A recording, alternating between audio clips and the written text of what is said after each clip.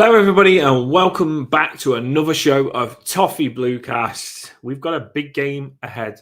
Stay with us. This will be now live on X, so you can listen to it on X. The link's there if you do want to come over to YouTube. We have a lot of regulars in the YouTube that you can chat to throughout the show. So some do like the YouTube to come over, but you can also just stay on X, and we've got it. We've paid to have it, so you can come over. You can comment from X over to us, so you don't even have to come over. But if you do, you can. So it's also live on Facebook and on YouTube now. So we're live as many places as we can get. And we want loads of Evertonians in the comments. And we'll speak to you throughout the show because we massively interact with you Evertonians. Also, if there are Spurs fans, do get your comments involved and we'll put them on. And we'll be nice as long as you're nice. If you're not, you got. But we have got an opposition fan on the show. We are on the ball a little bit now. We've got an opposition fan on, and I'll introduce him in a minute. Paul, before we get him on, hello. How are you? I'm all good, yeah. Half term started today. And in true teacher style, I have a cold. It's always what happens. If I sniff that throughout, I apologise. I may even sneeze. There will be a sneeze counter for the next hour or so. So I'm going for at least 10. We'll see. It is going about everywhere, to be fair. I think I'm a little bit. I went on Harry's channel, who's the guest, and I was a little bit itching my nose a lot. People probably thought I was on cocaine, but no, colds are going around, and I'm pretty sure a lot of you will be bunged up. Right, this is a big show, you know. I feel it's a massive game. We're going to have a laugh with you. Stay with us. What we do on this show is we talk about both teams. We talk about the form. We've got a Tottenham fan to talk about Tottenham. Then we want lineups. So we'll do our lineup. We want your lineup in the comments. We read it out. Yes, we do. We don't ignore you. And then also, at the end, we've got your favourite part, score predictions. So make sure you stay with us because we want your score prediction at the end as well. About 45 minutes to an hour show. And it flies by. And we do get some good feedback. So stay with us, people. Stay with us. I can see you all clicking on. If you can like it, share it, whatever you can do now early, it's appreciated because we're doing well. We're on 6,000 followers. Well, I feel it could go up more. Let's try and get to 10K by the end of this season. Let's do it. Right, people, we have a guest. It is Harry. We've had him on before. Cracking guest. So we've invited him back. When we don't like him, we won't invite him back. But we still like him. So here he is. Let's give him a bit of music.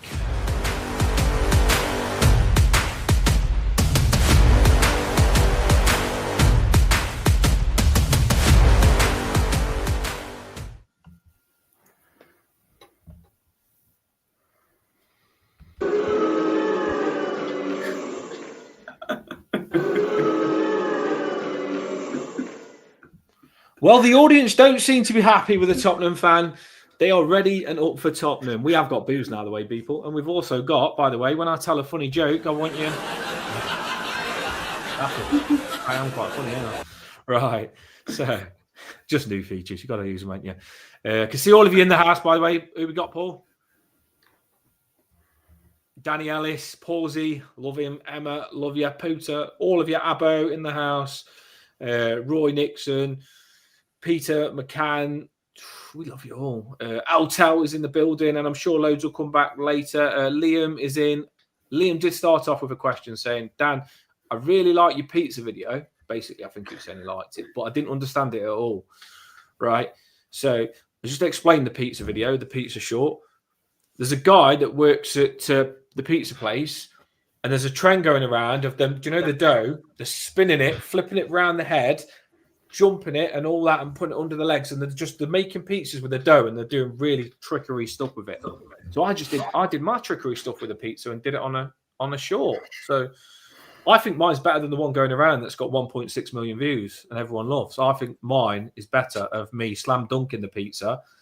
What else did I do? Frisbee it on the beach, and I did kick ups with it lying down. So it should be viral. Why it isn't, I don't know. But it needs sharing and liking, I think. So that's what's happening with the pizza, people. It did end up covered in sand, and I didn't eat it. I'll just let you know that.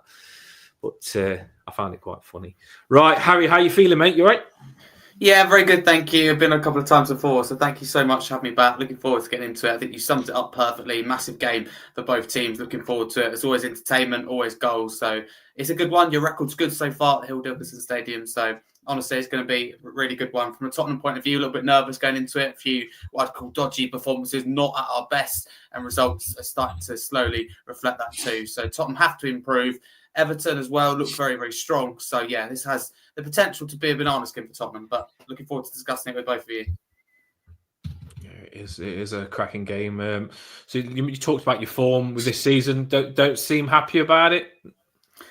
Not at this moment in time, but across the board, I think Thomas Frank's done an okay job since come in. I think, well, if you said to me, certainly, and I think hopefully anyone with common sense, I think majority of the Spurs fan base, you said to them, be sixth place just after the second international break, be unbeaten in the Champions League. I know they've only played one game in the Carabao Cup, but progress to round 4. I just think surely you would have taken that. It's not been plain sailing, but I'd say gently and lightly to those Spurs fans. What did they expect? We went for a summer of change. We had Daniel Levy leave, had a change of manager, complete contrast almost in style. It's a different brand of football. Ange's gun-ho, so anyone that replaces him is going to feel massive. Even if he plays attacking football, it's going to be a contrast. So I'm happy, to be honest with you, Dan, to be frank, but I would say that we've had the easy run of games. That's the problem. And I do get some Spurs fans' concerns that the game's coming up. We've got you, for example, had Villa the week before, got Chelsea, United, Newcastle in the Cup. These are tough players. And people are referencing it in the comments. There's injuries starting to come back in. And, we're saying, look, these injuries are going to go. It was just an Ange thing. And these injuries are slowly and surely creeping in. But I would, again, remind people that over half, if not more, of Spurs' injury list was there under Ange Postecoglou. So it's not completely, we've got 10, 11 players out under Frank. It's a case of it's nearly a 50-50 split. So, no, overall I'm happy, but I may sound not happy because, if you look at the last 4 or 5 games, we haven't been where we should be. But it's not going to be plain sailing. It's going to be bumps in the road. And I'm a little bit concerned that the fan base are ever so slightly, not necessarily maybe turning on Frank, but they're criticising him too much for my liking. I think you can criticise but also be behind someone, and we need to strike that kind of balance within the fan base, in particular on social media. So overall happy, but of course it could be better, like with anything. Paul? Yeah, absolutely. Just looking at your games that you've had recently, managed to scrape it at Leeds, which is better than us. But you've been busy, you got Europe and everything else. Didn't see the Monaco game. How did that generally go? Well, if I'm honest with you, we were awful. But at the same time, I think we went there to get the point and we got that. So I think, again, you talk about balance. You've got to go, look, Spurs done well to get the result. And Frank, we've really improved on him defensively. How many goals did we concede out of Ange? Goal after goal after goal. We look better defensively. But in that game, Monaco, we were just running.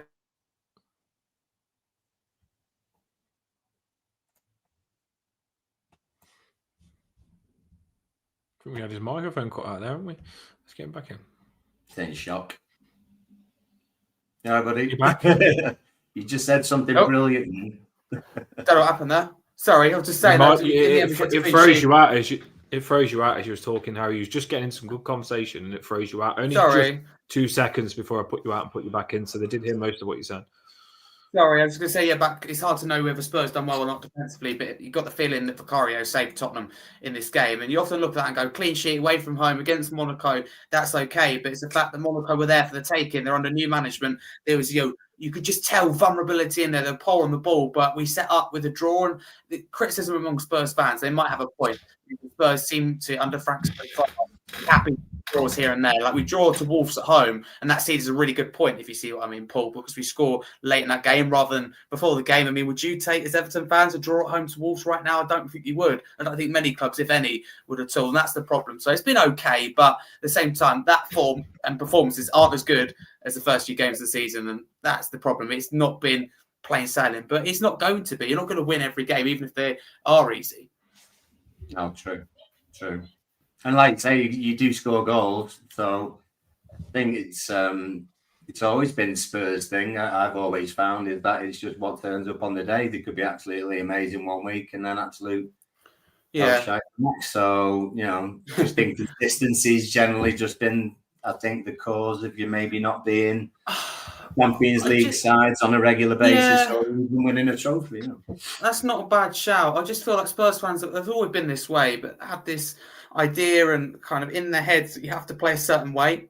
Because we haven't been that attractive so far under Frank, maybe not as much as his teams were at Brentford, that's used against him. So we're getting to a point now, if we lose this game, there's a little bit of pressure on him. And of course, there should be pressure on every manager, but I don't think we should be judging Frank off of, 10, 12 games in all competitions so far. It is early days. For me, you give him a very minimum whole season. In my honest opinion, I think 2 seasons for a manager is a good period, as long as, of course, it doesn't go catastrophically wrong or you're in question of going down. But the point is, Frank's inherited some things that are a mess. He's inherited also some good things. It's given him time to get it together. Andrew's installed this winning mentality of winning the trophy, and Frank will slowly add his elements. But his number one priority is to get clean sheets of Tottenham, which we just didn't know what it was last season. We've got quite a few clean sheets. So, over time, I think we're improved. Well, I think that question kind of interlinks with what you're saying, to be fair. What do you think of Frank? You were just saying then he needs a bit of time, probably. That's what you're saying. Absolutely. I like him, if I'm honest with you. I think I go maybe a little bit further than the Spurs fan base because I'll be honest with you, hold my hands up here. When Ange Postecoglou was first appointed, I wanted Thomas Frank. And deep down, I thought this is the wrong appointment. But quite quickly, you have an amazing run. You get behind Ange. And in the end, probably didn't want him to go because of the emotion of Bilbao. But Frank's a manager I really like. But some are saying at the moment that it seems like, we're acting like a mid-table club because we're satisfied with draws against Wolves here and there. But I'd also say that we do well to come back in those games. And it just feels like a never-die kind of attitude. And Frank had that at Brentford. Fast starts, quick endings. We've seen both of them so far. We haven't seen the press, though. We really haven't seen attacking football. We haven't really dominated any game. I think the closest would be Burnley at home, which, take what you like out of that. No game's easy, but you'd see that as easier in the Premier League. So overall, I'm happy with Frank. If I had to rate his time so far out of 10, I'd go 6, 7 out of 10. And some people think I'm going too far, but we are unbeaten in the Champions League after 3 games on our return to the competition. And I say only 2 because, of course, we don't want to be losing 2, but it's only 2 defeats and we sit 6th place. If you said to me right now, Dan, Harry, Tottenham finished 6th place in the Premier League come the end of the year, I would take it. We finished 17th last year. Good season because we won the trophy, but if we talk about league form, 17th to 6th, that's a dramatic improvement if we just focus on that league. So I think fans get a bit, carried away in the moment, and like Xavi Simons isn't coming in and hitting the ground running and very quick to criticise him. But Frank, I think, has done a good job, but he's still got a lot to do, and he'll know that because the performances are concerning, and he hasn't found his best 11 yet. Can't find out his best midfield. No, I mean, people in the comments now answer this in the comments. I went on Harry's show, as someone pointed out earlier on, and I did Harry's show as well because we do their show and they do our pre-match show. And I want you to tell me now in the comments, and I'll ask Paul, where do you think I said Everton will finish this? Where do I want Everton to finish this season? Paul, where do you think I said? I think somewhere above first, I think is what you said. What? Wow. I think somewhere in our own league, I think. I did say we've got to be looking to win the league. Harry asked me a question, he goes, where do you think you'll finish this season? I said first, top of the league. That's what we've got to do. That's what we've got to do. And I couldn't not say top of the league. I did eventually say maybe Europa League's more realistic, but then I went back to saying top of the league. My main, what's that one? Let's have a look at that question. Oh no, just asking Harry how he's getting on because he's a superstar now. Is Harry? Award winners and all that sort of stuff. So he's doing a cracking job. Thank you for the question. It's very, very kind of you. Thank you. So things are going well, Harry. Yeah, things are going very well. I'm very happy. At the moment, finalists for the Football Content Awards. That's in Leeds, so it'd be exciting. Obviously, playing tonight against West Ham and doing well. Good place to be at Leeds in terms of the football club, and it is actually at Ellen Road. So really looking forward to that because it's just a case of not about winning something necessarily. It's about being there and sharing the stage with so many amazing people and creators. So just being in amongst them is great. And I recently had former Spurs player and captain and actually made the most appearances for Tottenham, Steve Perringham, on the channel to interview him. So yeah, it's been a really good few days or so. Things are going really well. But that's very kind of the question. I'd like to thank him as well for following my journey. It's very kind. Super. And you got one of your guys on here. Just saying that Frank struggled. He's saying a bit slow in the build-up, shaky defensively. Is that just because of players or because of the style that he's trying to put on you? I just think that he hasn't changed too much, but I think we've seen when managers come in and they want to, change so quickly. It just doesn't work. That's the reality. It takes time. And like Ange going to Forest, as much as I wanted it to work for him, it was never really going to work without a pre-season and a transfer window. And with Frank, of course, he's still attacking. Like, it's not a bad manager to go to after going to Ange, but we're talking like Ange, you would have seen it, I'm sure. It's extreme. It's, defence on the halfway line, ridiculous high line, full backs higher than your wingers, really inside, like forwards. It's extreme as you can go. Without getting into politics, you use that example. It's real. It would be extremism in politics. That's how it would be. Whereas you've got Frank comes a little bit more towards the middle and is more conservative and kind of sensible, really, game by game basis and coaching. So Frank hasn't set the world alight.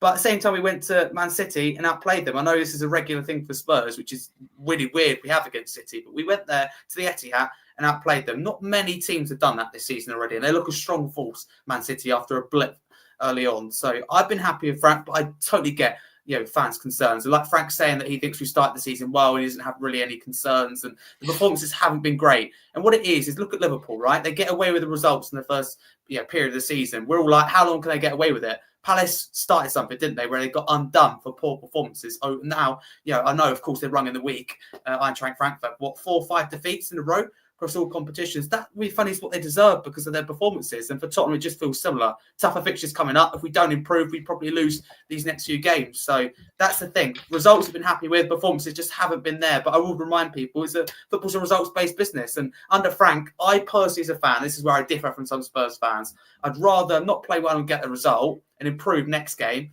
and work and go away and improve than you play great but you don't win the game. And I know long term you want to see those performances, but you don't win trophies off good performances. You win trophies off getting results, and he does ride your luck. Of course you need performances as well, but the point is a lot more to it. But I'm going on a tangent here. Frank I'm happy with, but now he needs to stamp his authority. That's what I'd call it. Very good. For me, I think when I've watched Bournemouth, I was on your show talking about it. When I watched Bournemouth, I think Frank, sometimes I watch Bournemouth and I thought, you know what, with their players, how does he always get them to attack so well? And how do all the players always look like they know the system? When I used to watch Bournemouth, when they've gone behind, they used to just find a way of attacking and look safe at the back when they do attack. And he just got Bournemouth to have a certain style. And I don't think that'll come straight away. I think it will take time. But I think once he gets the Spurs players to understand what he does and he gets you how he wants you, then everyone's going to be in a system. But the problem is he's come in and he hasn't had at Bournemouth loads of substitutions either. So that's another problem as well, because you know what it's like when you've got a big bench. All us football fans start telling you how to manage and saying who you should play, who you shouldn't play. And there's a lot of pressure on who you should and shouldn't play. And that's the thing, Dan. I think it can be a headache you don't need. Yeah, exactly. You can have. Well, if you think back to Bournemouth, I think it was the same lineup probably every week, same lineup, and he probably didn't even have a headache of picking the lineup. So it's probably a new headache for him. But I'm pretty sure once he finds a recipe and they play the style that he wants, he'll be a fantastic manager. I said I wanted him. I said, Paul, didn't I, to you when we was talking managers before David Moyes?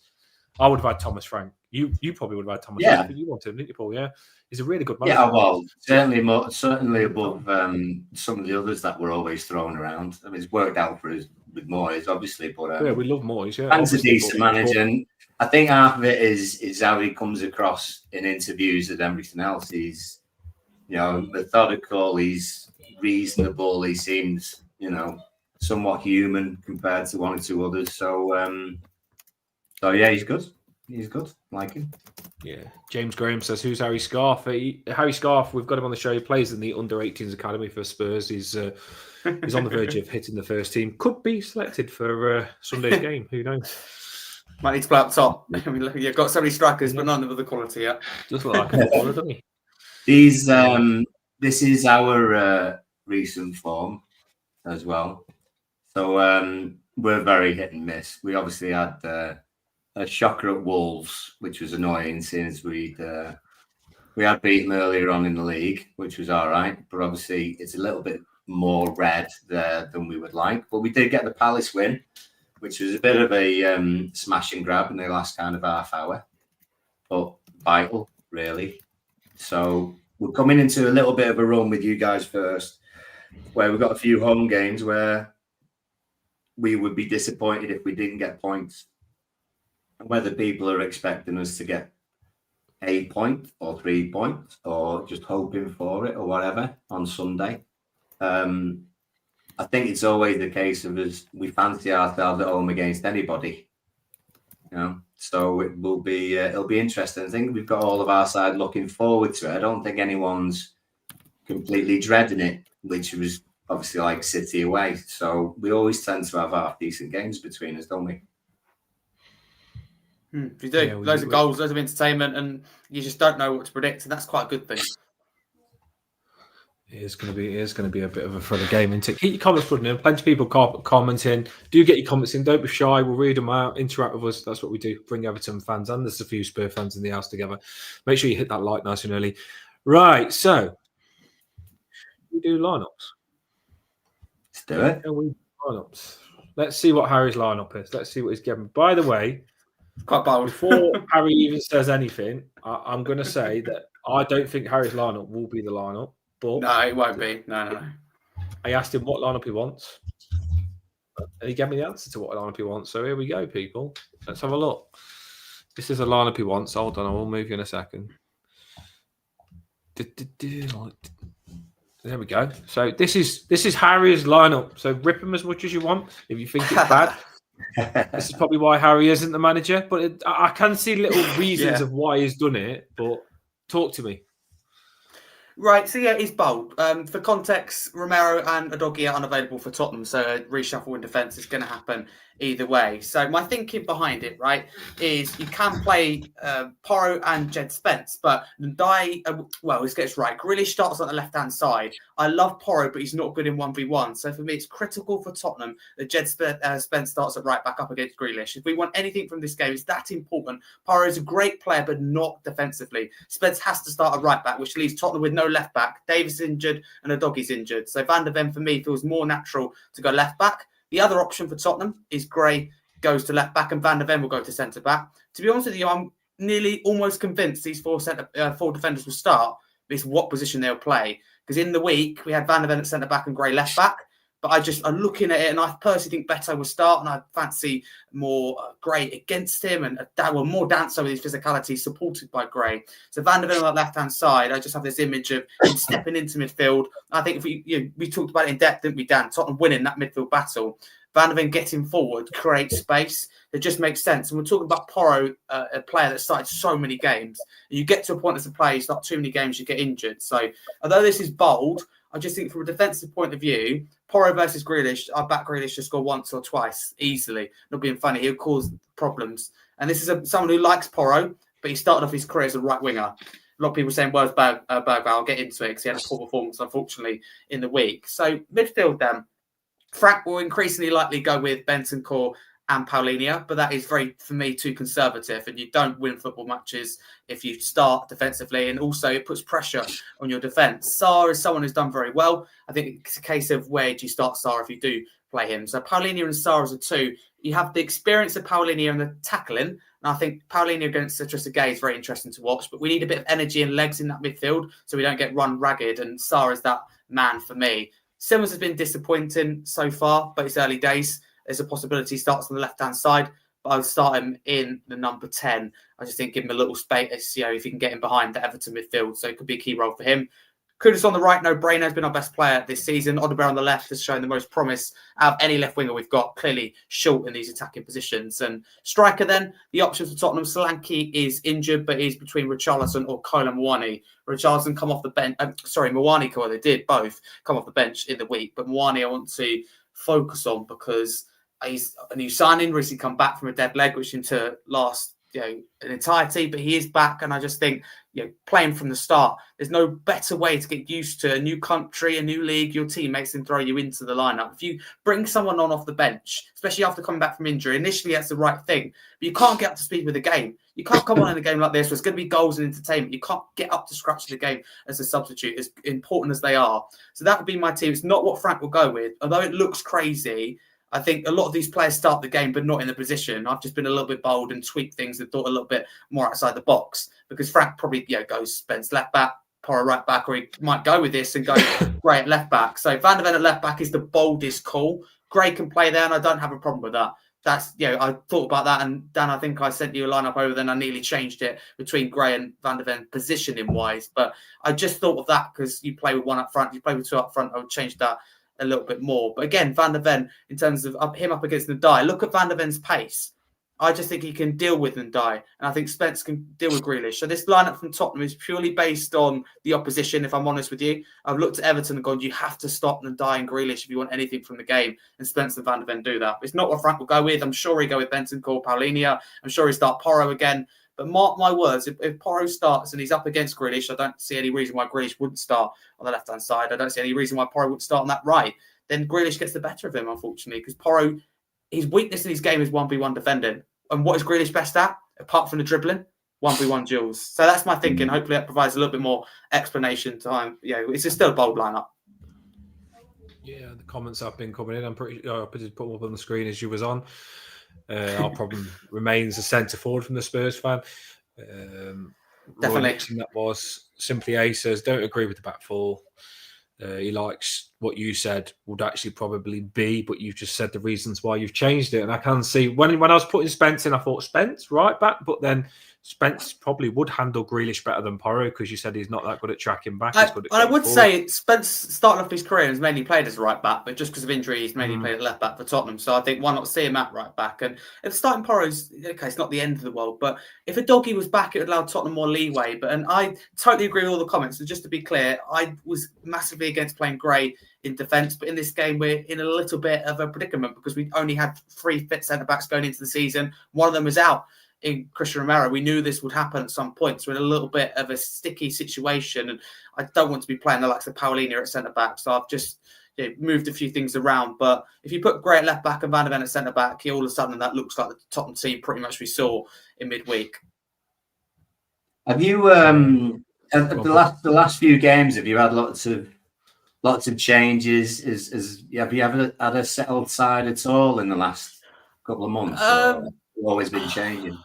Good question. It hasn't been like set in stone, but I think that's normal for a manager. But what has been set in stone is Paulinho and Bentancur in midfield, and they're great. it's hard to explain. We have 2 good players, but they both do a similar role. That's what it is for me anyway. And Bentancur and Paulinho, they're like, is it me? You should do it. You should do it because Paulinho, look, fantastic tackler. I think he's been a huge signing, but Bentancur does a similar job. They often like get in the way of each other, or they work well as a two. Don't get me wrong, but I just feel they're too alike. And if you're playing Man City away, Arsenal away, we have the privilege to play the likes of Real Madrid, which PSG coming up. I get more conservative if you play them as a 2.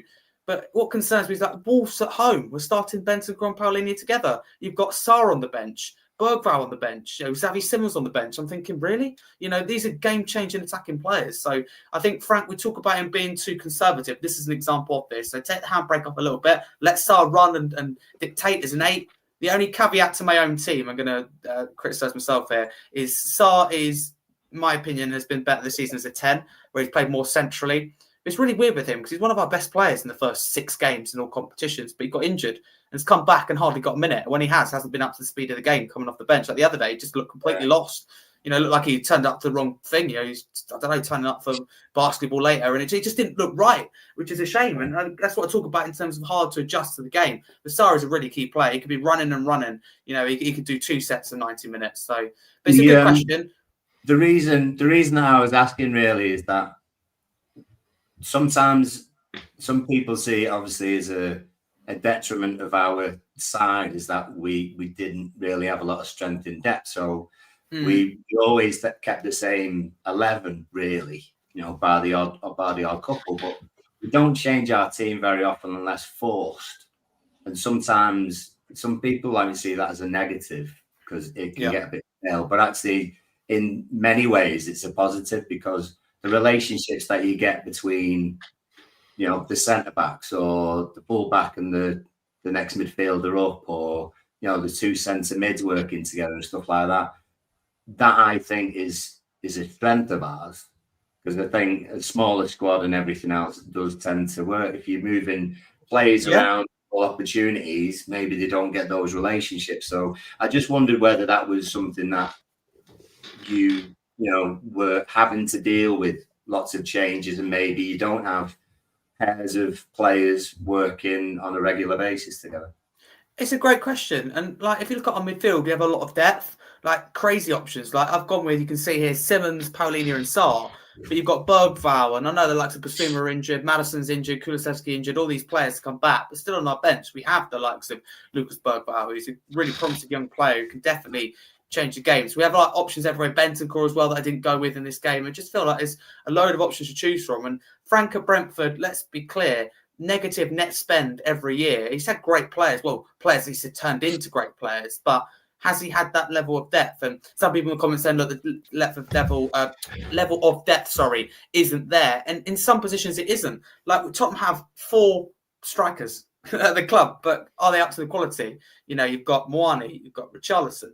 You know, these are some. You've got Tell, you've got Scarlett, you've got Solanke. There's more. Actually, if you think about it, it goes like into 5 if you think that Tell can play as a striker. So you've got a load of options there. But then like left winger is another option, Paul. Like we've got a load there, but are they of the quality? Yeah, Odobert, for example. Yeah, Simmons can play there. We've got options there, but we didn't replace Son. And that's criminal. And like we went into the season with 3 fit centre backs. I mean, I'm not comfortable with that. I wasn't at the time. I'm absolutely not now. One of them is out. So it course, like people say in the comments, having 11 injured can't be easy. But at the same time, that's on the club. This is not an excuse if we don't win the game. That's not what it should be down to. It's down to the club to prepare in the transfer window. We've had a good one, but we've got a bigger squad and more depth and quality than before. So if I hope that answers your question a little bit. So, I mean, this is... Go on, Dan. I'm just going to say, when people are saying the depth of the squad is shocking, I don't believe the depth of the squad is shocking. I just believe Tottenham have got a lot of injury-prone players. I mean, when you compare our team to their team, we feel like we've got a really decent, massive squad now, and we're happy with it. So theirs isn't much different because they've got, like you said, 4 strikers. 4 strikers. They've got plenty of attacking midfield options, plenty of wingers. Gray, like he's just said, is a centre midfielder. So they've got Gray that can play centre midfield as well. They've also got the other blonde-haired lad, whatever you said his name is, Bernaval or whatever. They've got him. The defenders, they've got Romero, Van der Ven. They've also got, I don't know whether he's injured, another big guy they signed. I can't remember his name either, but they've got plenty of players. Just might be that they need to look at whether the players are injury-prone too much or something, but the squad's big enough. It is. Well, I think that's just an excuse. I was just going to say, sort of, when we're talking strikers or left side or injury prone and everything else, there's been a lot of gossip, and it might well just be gossip, to be fair, but about us being interested in Richarlison. And how do Spurs see Richarlison? Because the response for comments I've seen have been pretty much they're not massive fans of Richarlison at Spurs.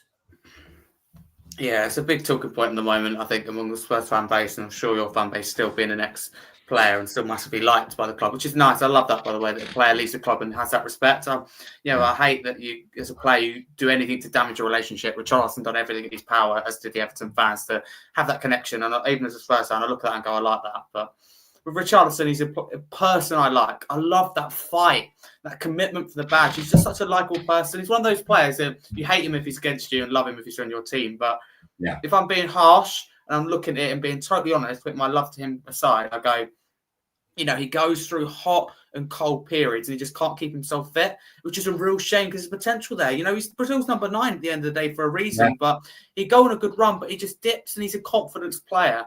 And you play a confidence player when they're playing well, and then he gets an injury and he dips. He hasn't got an injury this year, but he's gone off the boil a little bit. For me, I will make my own case that I think he should start as a left winger. I think where he played very well at times for Watford as well. I think that left-hand side, a lot of goals coming from there, a lot of assists coming from there. So could he be converted to that left when we've got so many strikers and we're lacking a left winger? I can't get my head around we didn't replace Son. So could that be an option for Richarlison? They're difficult, and we paid a lot of money. I think a lot of it is that, the price tag he comes in for is going to be pressure. It's not right. It shouldn't be on the player. That pressure should be on the board. So he hasn't been play sailing at all for Richarlison since making his kind of move to a top 6 club. It hasn't worked how he would want it to, how we wanted it to. But I think some people are too harsh. I don't buy this that he's crap or anything like that. I just think he's really an unlucky player. He's been through a lot, and he might just never work, might just never click. But it doesn't mean he's not a good player. Some players aren't right for certain clubs or just go through confidence and go through dips. But the reality is, the harsh reality, when you want to get to the position that Tottenham are in, where you win your first trophy in 17 years and want to build on it, you can't always rely on Richarlison as your main number 9, which is a shame because there's probably the quality there in moments. So Richarlison, I like, and it's really hard to let go of someone, even if you think it's right, because of the person they are. And one thing we lack, in my opinion, in modern football right now is people that give 110% for the badge. People know what rivalries mean. We're not seeing this anymore. You know, I'm young, 16, and in my lifetime, even since I first started watching football, it's going anyway. But it's certainly, every year you see it deteriorating. And not being funny, not to go off topic, but, you know, there's cuddling in a kind of tunnel before. Richarlison is, you know, look, no nonsense, don't mess with me. I don't like you while you're playing against me. Yeah, more fun and smiles after, but don't mess with me. I'm giving it 110%. He will give anything for the badge, whether it's the Watford badge, the Brazil badge in particular, the Everton badge, the Tottenham badge. I like that. We don't have enough of that. So that makes it really hard for me to go, we need to let go of Richarlison. But if I had to be brutally honest, the performances aren't there consistently. But it's early days under Frank. He is, I think, our joint top scorer this season. So give him a little bit of time. And I've been one of those that defended him relentlessly. I've never got the level of criticism he's got. You know, he's a top player, been through a lot. And I just think he just needs the right manager, a good bit of form. It could change. It could change under Frank. So I don't think it's over for him. And whatever he decides to do, I wish him all the best. And I think a return to Everton could be something that, you know, could be on the cards. And it would make so much sense, I think, for all parties involved. So whatever he decides, wish him all the best. But he's more than welcome here. And I think he's got a chance to make his case with Solanke still out. He says, am I the only one that, he goes, am I the only one that doesn't want Richarlison back? Some people want him back, some people don't. It's 50-50. Some are saying, don't go back, never go back, move forwards. That mentality, shouldn't go backwards. Some people are saying he's too old. Some people are saying he's injury prone. Some people are saying he was class for us and he'd probably be even better with the players we've got now. And he's probably clinical attacking. Definitely injury prone. Definitely injury prone. Yeah. I did speak to a Tottenham fan in the pub. I said, what do you think of Richarlison? He says, he's crap. I want to get rid of him. He's shocking. He's crap. I goes, he's all right. He goes, no, he's crap. Come on. That's what he said. Oh. So everyone's got different opinions on him. Would you have him back, Paul? And then obviously we'll crack on with our lineup. Yeah, I would. I think a 6 month loan would be perfect for everybody, you know. And then you see how it goes with us, and he weighs up his options, and both clubs weigh up their options. But he's got a position ready to go into. The 6 month loan doesn't end things for Barry. It doesn't end things for Beto. It keeps everything out in the open, and no one loses too much if it doesn't work out as much as we want it to. So I think 6 month loan is ideal. It depends on Spurs' stance. I think we'd easily go for a 6 month loan. Spurs might be, you've got to buy him back, or you're not buying him for less than whatever, and then maybe that's going to put us out of it. So, and we all presume that Richie would want to come back. We don't know. We really don't know. Yeah, he might be happy. He always wanted to leave us for Europa League football or Champions League football, and he's playing that now. So there's no saying that he would want to give up that. He might think he's going to win a cup with Tottenham this season. You don't know that. Go on, Harry. What are you going to say? Sorry. I just wanted to say, I think for Everton's sake, a 6 month loan with an option to buy is probably best. But to Tottenham, they'll probably be going, you can have him, but we want an obligation, or we want a decent option, or maybe a priority buy or something like that. So that's the only thing I don't see it happening. But for Tottenham, it's fine, because I say it's fine. Of course, I don't know what's going to happen till now to the window, but we should have Solanke back. And of course, we've got Moani. Tell can play there. Still got young Dane Scarlett, which I think easily gets forgotten about. I'm not saying we should rely on him, but he's still technically a striker at the club. But that's the thing. How would Tottenham and any other club expect to produce the next Harry Kane we saw come through our academy? If you say to Scarlett, you're Tottenham's fifth striker, what's the chance? Kane got a chance through injuries. He come off the bench, done very well and got another start. How are these young players expected to get a chance? We buy these young players, and it's a bit different, but come through our academy. How do we know? Like people saying, Scarlett's crap. What makes you think that? What have you seen to suggest that? It's slightly unrelated. I just can't quite get my head around that. So Richarlison on loan makes sense for all parties. And, his wage isn't the highest. It's not the lowest either, though. So a loan would benefit Tottenham, but they might want some kind of priority in that you do have to buy or do have to do something. Yeah. Obviously, there's loads of transfer speculation now, and we can't talk about it too long because we're on the pre-match. But someone said in the comments now, Tony to Spurs, and that could trigger the domino move of Richarlison to us. I don't engage with it massively. Me and Paul could go and do a show on transfers. But with what's happened with Everton in the past, we've had players in the bloody changing rooms putting training kit on and still not signing them. So what's the point? I don't care about the transfer window. I'll worry about a transfer window when it gets here. Let's just work with what we've got. I get it. And you normally bugger off to Spurs. Yeah, that's what happens. We always will normally bugger off to Spurs. I think people want a bit of transfer talk, but for me, I'm just thinking it's a bit early yet. And I know it'll soon pop around, and January will be here before we know it. And our striker isn't playing well, that's why it's popping up. But I think we've got to focus on what we've got at the minute. Onto that, what have we got? Right, here we go. What this is, people, get your lineups in now. I've seen you've been being lazy and you ain't got lineups in, and they'll smack you on the bottom if you don't get them in. This is Paul's lineup. We're joking, by the way, although some people might like that. Right. My lineup is. Should we do yours we'll do yours first, Paul, because mine's a bit naughty. No. I'm going to get some stick. Go with the one that probably will be the fact. Go on. Yeah, yours is the one that will be. Mine ain't. Well, there's nothing exciting about mine, to be fair. That's Paul's lineup, people. So get your lineups in. I want to see what your lineup's going to be, and we'll read it out. This is Paul's lineup. Paul, do you want to talk about your lineup? Let me just sort a lot of movement on the screen today. There we go. Yeah, I mean it's standard. This is sort of because Grealish is back. You know, Grealish is back. Goes straight in on the left, and Dyer's going to carry on doing what he's doing. I mean, absolutely. I thought it was amazing versus City. I just thought he even took it to a new level for me, particularly that first half. So that makes sense. And then a lot of people might be thinking Alcaraz comes in somewhere in the mix, but I think Moyes really fancies Dewsbury Hall, links well with Grealish, works hard, and I think the battle in the middle is going to be massive as well.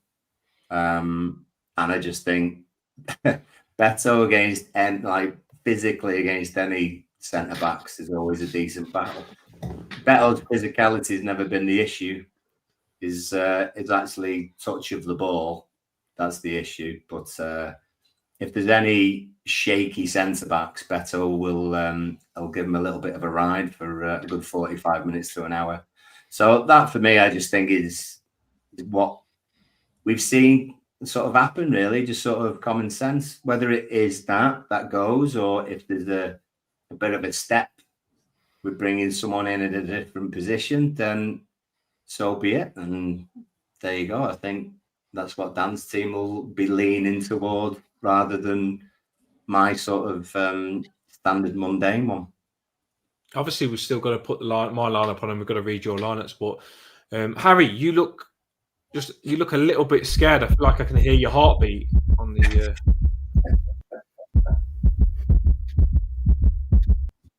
That's Harry getting scared of some of the players that we've got, people. But just a couple of sentences, Harry, and then I'll put mine up. What stands out? What's good? Just give me something that you think's good, something that you think's bad in Paul's lineup. I'll keep it short. Look, I've been just thinking there because I'm just worried. Just trying to think what other ways can we stop the likes of Grealish and Dyer. And it's your attacking players that worry me. I mean, it's the nicest possible way, but that midfield and defence is still good. But I think Tottenham can get at that. That's fine. But those three players behind Beto, I think, take your pick who you want to deal with. It's going to be difficult. And I wouldn't have thought I'd been saying Dewsbury Hall, but he's been a really good signing. But stop Grealish and then Dyer and stop Everton. Yeah, he's nervous, people. I think you could hear that again. His heart. Yeah, I am. It could be a banana skin. He said Jack Grealish. He said he then went and joined. His heart started popping out the screen, people. But that is Paul's lineup. It could, if you're just going to look at what it could be, that's what it's consistently been. And I think it's pretty surprised. Paul's always going better. I'm not quite sure. It's really messing with my head because I know we don't want Beto to play, but he's playing it. So it's interesting. I, by the way. I was on a space on X, late as I was, and I was chatting to a lad on the space who was chatted to before called Jack, and he's like, Beto's crap. I said, he is playing crap, but he can score. No, he can't score. I goes, well, he did score 5-5 last season, but I understand he's playing crap. And he's like, no, Beto's rubbish. He's rubbish. He wouldn't score. He couldn't score at all. I goes, Beto will score in the next 3 games. He goes, Beto will not score in the next 3 games. And he said to me, I bet you £100 Beto won't score in the next 3 games. And I goes, all right. And then he's bet me 100 quid. And I took him on. Because I do think, what do you think? I do think Beto will score in the next 3 games. I heard you. I was listening to it. Do you think Beto will score in the next 3 games, won't he? I hope so. Of course, I obviously, yeah, I obviously hope confident. so. But the conversation was interesting, and I hope you do get it. You know, I really do hope you get it. And the games that we've got, it wouldn't surprise me if he did score. You know, because I think they're games. I think they are games that control quite a few goals. So I think you've got a fair chance. It's cemented, and there's a lot of witnesses, so it's going to be me or him that wins it.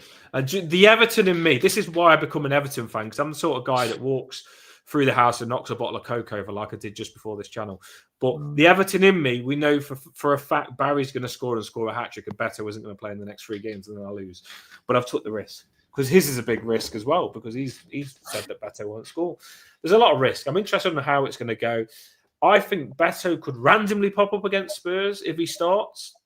But my big game in my head is the Sunderland game. I think that's the big game where I could see Beto maybe to score. Right. This is the mad thing, and this is why some people say I'm absolutely loopy, because I've took that bet on a Beto to score in the next 3 games. And if you have a look at my lineup, I ain't started Beto. I haven't started him. No, do you know what? Like, I know. But by the way, I do think we'll start Beto. We might not do. We might start Barry. I don't. Yeah, I know. I get it, Pickford, right? But at the end of the day, right? I've continuously. I think Harry's bottled it a little bit, because he's thinking more about us than he's thinking about what he's got. If you understand what I'm saying, because I think Spurs, when they attack, are dangerous. And he's thinking more about stopping those players, which can result to defending, than actually Spurs attacking us and actually ripping us apart. So where Harry's gone defensive, I've kind of done the same thing. I've put an extra midfielder in there just to cover the attack on Spurs. I've put Alcaraz in there. And I think I've not kind of played with a striker. And I think Alcaraz can play the striker, but drop in. And it gives Dewsbury all the option to push on. And what I do like about this, people, and hear me out, because I know I'm going to get some stick, and I'm going to talk about the back in a minute, which I'll get stick for as well. What I do like about this is I do think that sometimes through Spurs, I can't see us putting balls past the back and Beto getting through. I hope we do, because obviously the back. But I think we've got to build some creative stuff and cut them up from the middle of the park and in the 10 position. I feel we've got to be creative and unlock them. It's got to be fast passes and stuff like that and catch players out. So I like that Dewsbury Hall sometimes could just bomb it forward, and then Alcaraz could drop in. Alcaraz could bomb it forward and it could drop in. And we're going to get a lot of players in positions that they don't want. And I think it'll be hard for them to pick up players then. And I think it will get players out of position. And I think if you do get their players out of position, especially if Harry's playing left backs, centre backs, and right backs, left backs, I think we'd have a good chance of getting them really confused. So that is me philosophy. I love Merlin Roller. Don't care what anyone says. I've got it in my head that he is the next Cruz from Real Madrid. I have. Honestly, I think he's going to be unbelievable. He is going to be unbelievable. Watch. I've got Cruz, Fellaini, and bloody Paulo Nedved in my head. I tell you, he's going to be class. I think he'll be good. I would like to see him more. So I've done that, and I think we're really strong through the middle, because Spurs have got good players in the centre. You know what I mean? Paulinho, Sar's quite good. And I also believe Simmons is good as well, the new player that they've got. So I've gone a right back. I know Paulsy has said it. He's good at defending. Not amazing at defending, but good at defending. But I do feel that he'd whip some good crosses in. I ain't got a big centre forward, but he'd probably whip good cross into the feet. That's my team. The one thing I will say, I've got no goalkeeper because we don't need one, because Spurs are crap. Joking. Just forgot to put a goalkeeper in. That's how he called me out.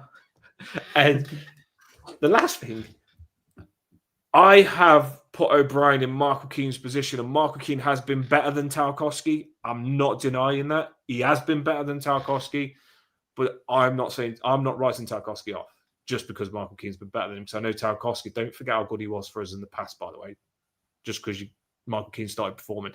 And I love that Michael Keane's performing, but don't start doing on Tarkowski for me. because he's saved our arse. We would not in that Bournemouth game if we play Michael Keane instead of Tarkowski, we'll be relegated in the Championship and our club will be liquidated. So don't give me stick for choosing Tarkowski over Michael Keane. I love both of them playing well now. Fair enough. Reason I put O'Brien in because I think he could be a good centre back, and I think he's a bit of pace. The only thing that worries me is they've got Kudos who's really fast. They've got Simmons who's fast. They've got a lot of fast attacking players. I believe they'll play Richarlison. If they don't, it's missing a trick because I don't want to see Richarlison against us. I really do not because he'll score against us. He did last time and didn't celebrate, and he probably will this time if they play him. So I am worried about Richarlison. I'd rather them keep him on the bench. But yeah, that's my lineup. I know I said a lot, but I explained it. What do they think in the comments? What's the reaction? Because I didn't get the comments at what I was saying. Oh, they think you're absolutely around the bend, but there's nothing new there. Is there? Why did I believe that I'd look at them and they'd all say, "You're an amazing manager. You know what you're doing."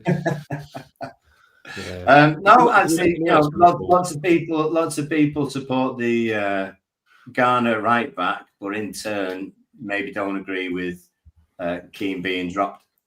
Yeah, which I know. I tell you what, you go back even like 8 months, maybe not even that much, and you would never have believed it that there would be fume because Keane wasn't playing. But we both know that he will be. Do you know what I mean? It's not that there's fantastic that Bradthwaite's had his surgery and it's gone well, isn't it, Paul? It's good that Bradthwaite just shout out because we didn't really go live on the news on that, but I did put something up of him having blue blood. But yeah, Bradthwaite's had the surgery. Maybe he needed that. Maybe that's why he keeps getting the niggles. I think that's what happens a lot. You see players, this is what does my head in football. You see players continuously played injured, and then after they've done it like 5 times, it comes out that they need an operation. I'm thinking, why didn't you just have the operation right at the start instead of niggling that injury so much? Might just be me not knowing my stuff in physio, but it just feels like that injury has been like niggled, and it can't be good for it. And I know a lot of football teams won't put surgery on that injury because they know the player's going to be out.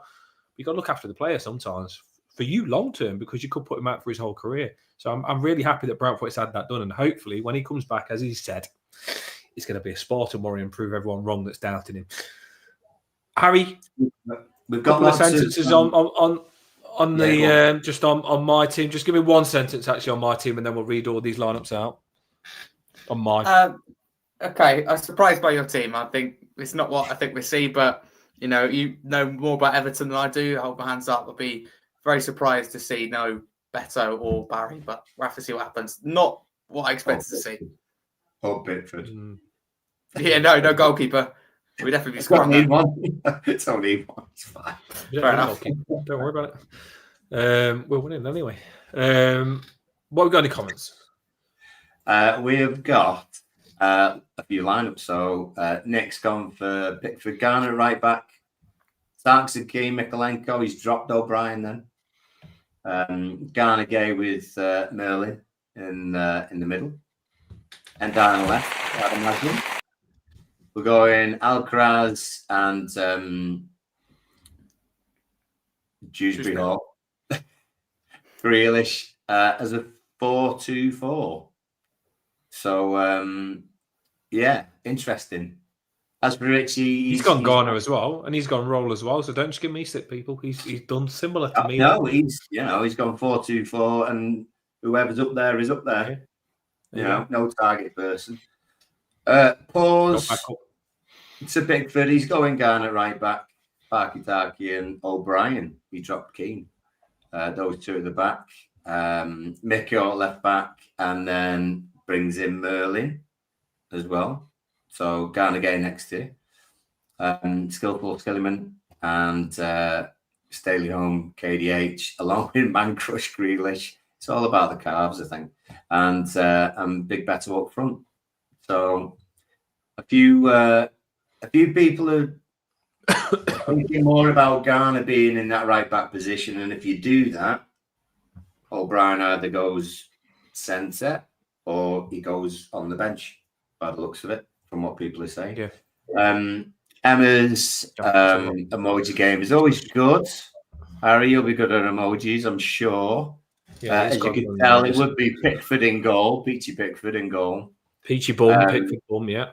Yeah, ex-Red Devil James Garner at right back. Yeah. She is going for Giraffe O'Brien. Big next to Tarkovsky because of the years. He is the trophy. There you go. Mikolenko is left back, and then she's Cut going his head Grealish, in a game.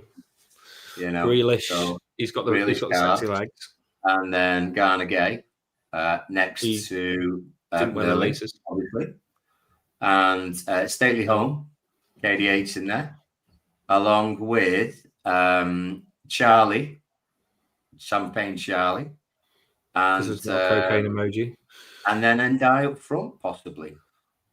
So that's interesting. Do you know? I feel so proud that we're good on these now, Paul. I feel that we're good. I feel like every time we get a guest on, I have to explain why we know this and how good we are at getting this. Because Emma gave us so much stick for getting them wrong, and now she's wait until we get someone with a really difficult name. Yeah, once she changes them, once she changes one, we're always in trouble, and then we have to beg her to give us the answer. But we're getting good at that. Where am I? I've done Nick's there. Oh, actually, Nick's just had a bit of a change of heart. He put Barry up front. He's gone Barry up front, so he's dropped Alcaraz now, and Barry's going to come in up front. I'm sure he'll bring Alcaraz on at some point. Eltel's gone Pickford, O'Brien, Tarky, Keane, Miko, Garner, Ndai, Alcaraz, and Grealish. No Drews all in there. That's with better up front. And Puta was boring. Went for the same one as I did, but Alcaraz in instead of James Garner. So interesting. Was that true that someone put on today? I don't know if you've seen it. I don't know whether you've seen it, Paul, where someone put on Twitter Barry put a picture up of him controlling the ball, and someone put, "Where's the picture of you falling over after?" Asnu, our new left back, put, "Where's the picture of you falling back after and falling down after?" And then Barry commented back to Asnu, our left back that's been playing in the under-21s, who should be playing the first team because he should be good enough. I don't know why he ain't yet. But Barry commented back to him, Illiman and Jai, because Illiman and Jai in training, Asnu couldn't tackle him. So was that real? I don't know. Written that. I've not seen it, but Dan, AI can do anything now. There could be pictures of all of our strikers scoring goals, and we wouldn't know whether it would be true or not. Over a kit. Yeah. Good point. But I just did see it. The players ripping each other in training, not in a bad way. I don't know if anyone can pick Barry at the moment, even for 10 minutes cameo. He needs a goal. He bloody needs a goal. And I think if he gets one, I think people will get behind him, and I think he'll believe in himself. We've seen it with Beto. Once you get a goal, there's always a lot of pressure when you come to Everton as a striker. Is that all the lines, Paul? Is there any more? No, I've got one more, which was from Peter. Pickford, O'Brien at right back still. Tarky, Keane, Miko. So same four at the back. James Garner and KDH. He's dropped Garner again. Playing Alcaraz in the 10 with Ndai and Grealish either side. And then big bad Beto up front. There is some bad stuff going around. Thanks everyone for putting your lineups in. It is that time now. It's your favourite time. It's where we go head to head. And I love Harry, but he's getting it. And I'm pretty sure he might give it back to me as well. It is score prediction time. It's the time where we all fall out when we get an opposition fan on anyway. But isn't it? It is. I really want to have a proper argument with him now and never speak to each other again and be like, no, come on then. Come on, we're smashing you up. Nah, right. Seriously, let's get into it, people. It is score prediction time. What we're going to do is we want your score prediction and we want your goal scorers. Get it in. Even if you're on Twitter now, we've got it so you can just stay on Twitter and just comment and it'll come over. What score do you think it's going to be? Yeah. Everyone loves a score prediction and we want your goal scorer. What I'm going to do is I'm going to let Paul go first. Then I'm going to let Harry go second. And then I'm going to let me. That's good, ain't they? I love him though, he knows it. Dan, Scar wants the music. Scar wants the music. He wants the what? Yeah, he wants the music. He wants the score prediction music. Which one is that? It's the.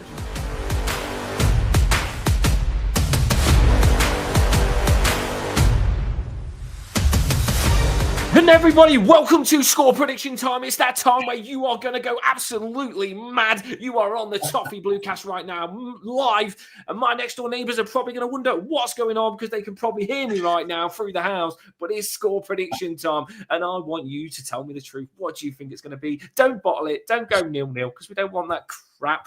Let's do this. Score Prediction Time. Let's do it. Score Prediction Time. Sam Matterface. So Not that bad. Not that bad. Bloody hell.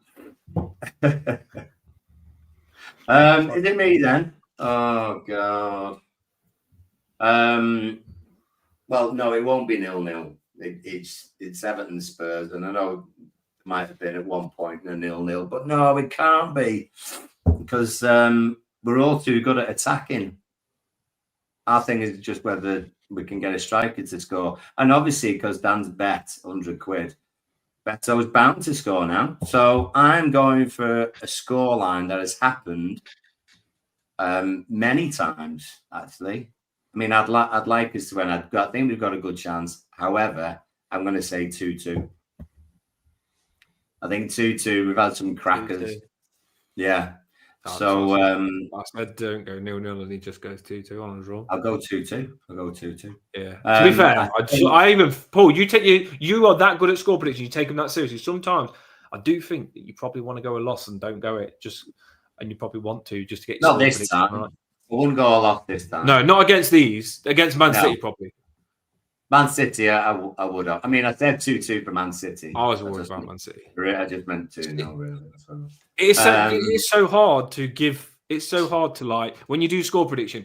It's so hard to like not love your club, isn't it? That's the problem. Like if you didn't love your club, I think you would be given a different score prediction. That's what I'm saying. So Paul, fire away. What was your score prediction and your player? Sorry, interrupt that. 2-2. And you know what? It wouldn't surprise me if we did go 2 down and then we come back 2-2. It feels like a win then. So for Spurs, it's going to be someone annoying, isn't it? Kudus. Is Kudus playing? Is Kudus got a... Yeah, he'll get one. And then that fella on the... no, you had him as number 10 in your team, Harry. Yeah. Oh, him. Yeah, don't like him. So, yeah, he'll get one as well. For us, it will be goal off a corner. Keane off a corner. And then in the 12th minute of injury time, Beto scores with his arse. So 2-2, I reckon. That'd be good, that on match of the day. So yeah, 2-2 for me, but a good 2-2, like a 2-2 win. Yeah. We know that. He's really tried to build that 2-2 up, anti people. But 2-2. Spurs are a good team. Let me just point that out. And I think we might get a couple of draws in the comments. Right now, over to you, Harry. Can we have your score prediction, please? Yes. Love it. Love that. You're not singing anymore. You're not singing. No, we do our talking on the pitch, but no, all jokes aside, you know me, Dan, I'm honest. And, some people don't like to hear it when it comes to Spurs fans, but I find it hard with predictions because I'm just maybe too honest with them. And in this game, this is a banana skin for Tottenham. I talk about it being potentially, I think it will be. And I think Frank will start Porro, and I think he'll feel the full consequence with that. So I'm going 3-1 Everton, a brace by Grealish. I think you'll storm into, and I mean this, a 3-0 lead really, really early on, and we'll just not be able to go even further than that. So I'll go Forest State Everton 3-0 up inside 25 minutes, and then Everton, we put it back later. I think a goal from Simmons maybe does get his first goal. On that, but I just think Tottenham is coming with a performance. Monaco, we should have capitulated. We didn't. We held on thanks to Vicario. So in this game, I'm worried. I think Grealish and Dye, Dewsbury Hall, these are players that Tottenham can't deal with if you don't get the midfield balance right and you have players out through injuries. So it hurts to all course predict your own club to lose, but context is vital. You have those 11 players fit. You go into it a little bit of form. It's a different scenario. So I think Everton win this 3-1 and a comfortable 3-1 too, but I hope I'm wrong. Did you just say Wow. Everton 3-1? No. You lost the plot. He's lost the plot now. Mate, I don't have many people that come and say a bigger score than what I'm thinking on the show. You know what I mean? It hurts. Right. Well, at the end of the day, Harry knows that he is against the famous EFC, and we fight with all of our might for the boys in the royal blue jersey. Cop out to gobshites. Right. You got to. It's good, you know. If it just embraces people in the comments. I know you think I'm being a bit of an honor, but at the end of the day, it's not been. Last season, we didn't have players that people are scared of, and Harry's scared of. Tottenham fan is scared of a couple of our players, which we didn't have. Let me just embrace and enjoy Everton being a bit dangerous and being sexy to watch just at this moment in time. My score prediction, I did go on Harry's show, and I did score prediction on his show, which I was gutted that I had to reveal it early. But I'm a nice man, so I did it for him. But my score prediction, I've got to stick to it. I'll probably change the goal scorers, but that don't matter because that can change. 3-2 is what I said. I said we'd win 3-2. I do think that we've had some good games. Me and Harry were speaking about that cup game. What score was it, Harry? 5-4. 5-4 to you, wasn't it? Yeah, and I think this could be a little bit like that. I think this could be end-to-end, yeah. It could be like that 5-4 cup game. But I've gone 3-2 because my heart's not good for a 5-4 game. So 3-2. Goal scorers for them.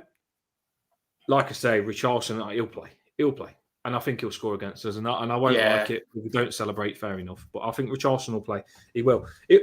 Let's not beat around the bush. Richarlison loves Everton. He wanted to be playing in this new stadium, but he had to leave for financial reasons and to try and compete for higher football. But Richarlison would love to be playing in this Hill Dickinson stadium. He would. And I think when he plays in it, he's going to try his absolute best to do well in it because he just loves Everton. And I know that doesn't sound right that he's going to try and score against us because he loves us, but I think that's the way it's going to. Just keep him on the bench. But Richarlison. The other goal scorer, I say Kudus. I really wanted him at Everton. Cracking player, cracking signing. Kudus is really good. So that's your two. For us, our goal scorers, I'm going to go for Jake O'Brien. And I think Jake O'Brien is the only thing I really wish that I could get Jake O'Brien's number to say to him, you are incredible, Hulk.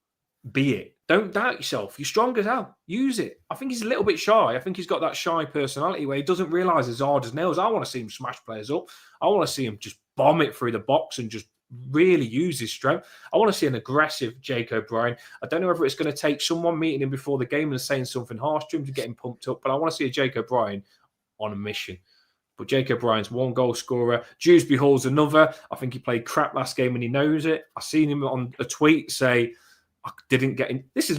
I felt like he'd heard what was on the show because I said on the show, I love Dewsbury Hall and he's got loads of energy, but he didn't have loads of energy. And Dewsbury Hall come out with a tweet a couple of days ago and said, I didn't get into that game. I wasn't myself. So I think he knew what I was saying. I wasn't dissing him. I was just saying he's normally got more energy than that. So Dewsbury Hall's on my goal scoring sheet. And I am going to give it, I've got Alcaraz up front, Anna, but I'm still going to give it to Beto because I'm coming for Jack. Let's just say that. I'm coming for you, Jack. I'm coming for you, mate. I'm coming for Jack on that. And by the way, it's a mate bet. We don't promote gambling or anything like that. So don't gamble, but it's just a mate battle. That's all it is, people. I had to take him on. So what have we got in the comments? Lots. Here we go. Where's our first score prediction? Well, I'll tell you what, we'll go simply Ace, the Spurs fan on tonight, which has been much appreciated. And he follows Harry's lead. He's gone 2-0 for us. See, we're turning them, Dan. We're turning them. Why is it negative? Not in a harsh way, but like, what has happened? I've never seen Spurs fans so deflated on score predictions. I think, can I just be honest? I think it's putting 2 and 2 together. I think it's a case of you've got really good home form. You're a team with momentum. I know it's, of course, not been perfect just after the season. It's still been good. But David Moyes is a top manager. He has a very, very good record against Tottenham. He knows how to win. And I just think everything has set up for Tottenham to struggle. We're missing 2 defenders this week, David. What are you doing? I think that's what it was. I think you've seen the guns out, Paul. He's got intimidated with the... boom, I tell you what, I'm intimidated by Jack Grealish and Dyer, I tell you that, because they're two top players, and I know I keep saying it, but they are. You know, of course, Tottenham have good players. Yeah, I can sit as a Spurs fan and say that, but the reality is, when you're without our captain in Romero, that makes a big difference. We're having to reshuffle something, even if he goes with Spence, Porro. It's still reshuffling. You know, you put Spence at left back, and you're putting Porro in an uncomfortable position, playing so many games up against Grealish. So I think Tottenham have tough. But all I would say is I wouldn't rule out, although I haven't predicted it, I wouldn't rule out the 0-0 because we're talking about two, can be defensive managers in David Moyes and Thomas Frank. You know, they're not, your Pep Guardiolas, so they know how to sharp shop. So that's not a ridiculous thing to say. And it is usually, if you look at the history of the games between Everton and Tottenham in recent times, but not under these two managers. So I wouldn't completely write it off, because Tottenham have been keeping a fair few clean sheets since Thomas Frank has been appointed, but have struggled in front of goal, which is bizarre. The complete opposite to last season, completely too far that way. But of course, as well with you could go forward in terms of you cause a threat. But as someone mentioned, not having that number 9, not scoring too many goals, and you've been okay defensively. So I'm worried about this. If I'm honest, and I am honest, and I've said 3-1 for a little while. I'm worried about this game. It worries me. I was thinking this as well. It worries me. I think it puts pressure on you. You know what? I was playing pool the other night, and the balls landed nice at pool, and someone says you can't not clear them up. And I was thinking the amount of pressure you put on me to actually clear the balls up now, and I think that's what it feels like now. That people have actually got high expectations of us, so we have got more to lose, which is good. I personally like the bar higher. I think if Grealish and Jai wasn't playing for Everton now and was playing the way they are in the Premier League, people would be saying it's Messi and Ronaldo. But unfortunately, they play for Everton, so they don't get the credit they deserve. But they are two players on fire. And I think even people that hate Everton are starting to like them, because if they love football, they know they're good at football. What else have we got, Paul? We've got lots of positive ones. Scouse has gone 2-0 for us as well, and Dewsbury Hall. And Dewsbury Hall scoring for Danny as well in a 2-1, with Keane getting the winner. Maybe it'll be a 45-yard shot with Goodison. David's gone for a 1-0 Tarky header, which would be good because I've got him in my 5-a-side team. James has gone 1-1, and we keep being unbeaten at Hill Dickinson. Roy's gone 1-0. And Merlin with his magic wand. Oh, yes. I love Merlin Roll. I do love Merlin Roll. Peter McCann's gone 3-1 for us. Endai, KDH, Alcaraz, Richie for Spurs before rejoining us in January. I'm sure there'll be 1 or 2 conversations. Moyes on the pitch at the end, giving Richie a hug. Just saying. 2-0 for Eltel, Beto, and Alcaraz, Grealish with a couple of assists. It's about twice and post. He's still trying. No, he's got his goal, but I presume that he does want a few more. To be fair, where else are we going? Emma's gone for 3-1.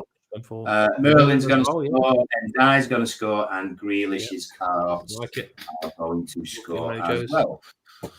Nick Carr's gone for the same, and Dye, Merlin Roll, and another Merlin. Oh my days! Simon for Simon or Simon for Spurs. Here we go. Pause. Boom. 7. Bam, bam, bam, bam! Look at Harry falling off his chair. That's what I like to see. That's my Evertonians that I need in the channel. 7. Yeah. It wouldn't be the same without. I love that. Look, Pickford penalty. I love that. Every week, Pickford penalty. So Grealish, Endai's going to get 2. Beto, Roll, Tarky, Pickford penalty, Kudus, and your left back. Your left back for tomorrow's going to get 1. Bry has gone 3-2. Our Giraffe, our Big Beto, and our Calf Boy will be getting the 3. It's not far away from my goal scorers. I said O'Brien and not Beto. Far at all. Richie. Richie will get a couple in return. What did we say there? Oh, yeah. Oh, and hits the post and bar and offside. Scar is going for 2-1 win. Keno to score, and then KDH scores the winner.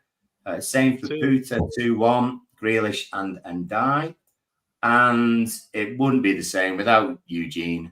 And Eugene's score is always the same. 4-1. This time it's a Grealish hat trick, and Beto will get in the 4th.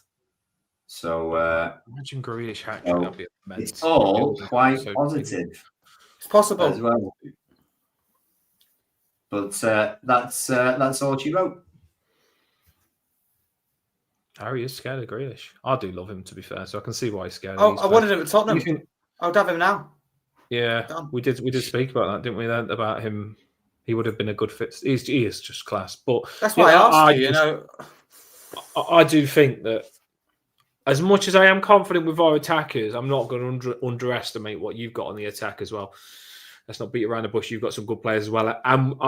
As much as I love our attackers, I'm not going to forget that we are sometimes a little bit fragile in defence. A little bit. We can be caught. For some reason, I'm not going to be deluded and think we don't concede goals anymore. We're perfectly fine at the back, because we're not sometimes. I mean, the 2 goals that Haaland scored, I'm looking forward to this game because I want to see us not do that again, because although Haaland is class and there was good goals, I didn't like how unmarked Haaland was and how the goals went in. So I don't want our centre-backs not up Spurs players' arses when they have shots and close them down. Yeah, I mean, our problem is when we're giving the ball away on the halfway line. You know, it's a loose pass in between 2 centre defensive midfielders. So Spurs have got obviously got a lot of attacking players. If do you do a high press, Harry? Do you tend to do that kind of thing? Yeah, I think Frank's known, isn't he, for his high press at Brentford. We haven't really seen it yet. We've seen a little press that's led to forcing mistakes from opponents, but nowhere near what I expected. So there'll be a gentle press, but I hope that we, over time, press more. I think that would be your best shot, to be honest. I really do. It's really, really interesting to see how this game pans out, because there's a lot of good players on the pitch as well. So it's going to be, I mean, Garner Gay last season, he even at his age, he had the most tackles all over bloody Europe. He's absolutely insane, Garner Gay was last season. And we all know Paulinho loves to tackle as well. So that's going to be a good little battle of the oldest. There's some really good battles all over the pitch. You've got Kudus, really good. We've got Grealish and Jai. Kudus and Njai, do you know what I mean? A battle of the skillful players, because they're both skillful. There's some good battles here. Harry, it is the end of the show. As much as we'd love to stay on, I mean, we've gone 1 hour 17. We've gone way over, but we do sometimes. I know you love it because you've stayed with us. Thank you for staying with us. Do hit that like and subscribe. Harry, tell them where they can find you. I have put the link in the description of his name and his YouTube channel, so it's there if you do want to go over and just drop a like there as well. Yeah, perfect. Firstly, thank you so much for having me. I always enjoy coming on. It's really good. I love the structure of the show and everything. And it's nice not to be the one asking the questions. So honestly, thank you for having me and wish you all the best. Channel's been excellent. And I'm not just saying this because I want an Everton channel, but I like Everton, and the history of Goodison Park or the new stadium. The form's good and a good side to watch, good players. So Everton, I do look forward to watching, and they're a club that I have watched up for this season. But if you want to follow me, because I do Premier League content as well as Tottenham, you can follow me across social media at HarryScarf32, because I'm a football writer, football content creator. So it's Premier League. It's more than just Tottenham, so don't worry about that. Thank you, it's very kind. But also I have my YouTube channel, Harry Scarf. It is predominant Tottenham content. There's a lot of England content as well now. We've got Spurs Women, Spurs England we're doing, but a lot of Premier League shorts. And in this game there'll be a lot on Everton analysis, because I'm impressed with them, and I think you can do very well this season. So I do wish Everton, after this game, they're very key, that bit there, all the best for the rest of the season. Wish the channel all the best, and thanks so much for having me. And any Everton fans that want to come over, that'd be fantastic. But make sure you subscribe here to the Sophie Blue Class. And Dan, thanks so much for coming on my channel as well the other day. I really appreciate the time. No, I thought I did really well. I actually felt like a professional getting interviewed. I had myself up as a big time with the way I was speaking. I put the posh voice on and everything. The new stadium, you are going now, but I can't. See how nice I am? I can't not put that question up. What does Harry think of the new stadium? You did say you love it. I like it. But you know me, I'm honest, and I was with my score prediction. I wasn't sure when it was Fell's bill, because I know that it was the right thing to do, but it just didn't feel right for me as not even as an Everton fan, seeing Goodison Park go. But I looked at it and thought it's very European. I don't see anything wrong with that at all. But to start with, I was wondering how they're going to retain that atmosphere. And if I'm honest with you, the Tottenham Hotspur Stadium I love was for it at the time. I was one of those that pushed for it. Still think that's the right thing. But there's no atmosphere. It's dead. As Everton have done well to kind of retain that atmosphere. There's been a lot of time and effort put into that, plus really good, loyal supporters. So I like the stadium, I must admit, and it's an intimidating place to go. You've made it a fortress, and that's what Spurs fans want us to do. But I wish you all the best. Honestly do. Thank you very much. Right, that is the end of the show. Last words, Paul. What you got? No, it's a really good show. It's like Harry coming on as well, and I think we've all got a mutual hatred of lots of other sides who are sort of in the top 5, 6 or whatever. So hopefully we do have a decent game and we get the 3 points and stay up that sort of area of the table, which would be really good. So hopefully RH is 3-0 Ev tomorrow. Comes a calling. That'd be really good. Yeah, hopefully we smash them up and then we crack on and win the Premier League, like I said we're going to do. And then good luck on finishing fourth, Harry. Up the Toffees, everyone, have a boss one. Do spread this, do like it, get behind us as a channel because we need you. We do. You say you like the channel and you want us to keep doing it. If you do, support us and get behind us. Up the Toffees.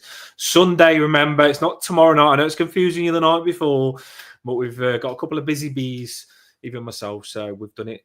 We've stuck to the Friday. Up the Toffees. Have a boss one.